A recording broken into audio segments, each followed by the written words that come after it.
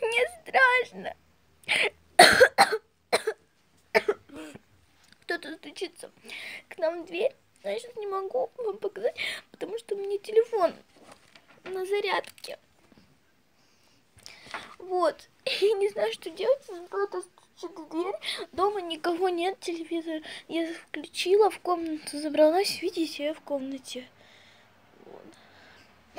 Мне очень страшно, ребят. Вы сейчас скажете, страшно. Ты просто плачешь на камеру. Но мне реально страшно. Я не знаю, что делать. Это капец. Это полный капец. Я просто не знаю, что делать, ребят. Я просто не знаю, что делать. Как все сложно. Я не знаю, что делать. Я не знаю. Кто? Мне кто-то звонит. Я сейчас подальше в комнате, но тут даже очень хорошо, мне кажется, слышно. Но мне очень хорошо слышно то, что стучат. Хотя я в другой комнате.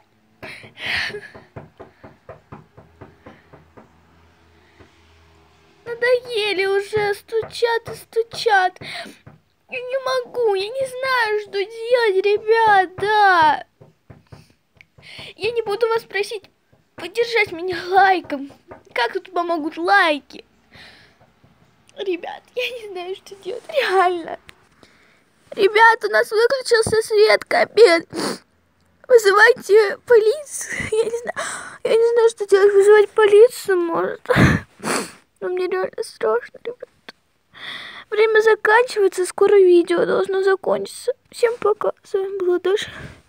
С вами была Ольга Зюйкина. Пока. Нет, ребят, не пока, сейчас выключу. Сейчас включился свет, и мне опять стучат. Мне рука аж двигает.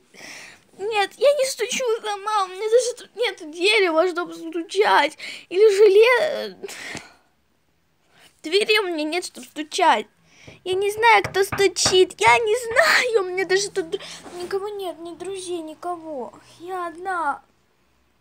Ребят, если я одна, это значит, это очень плохо. Всем пока.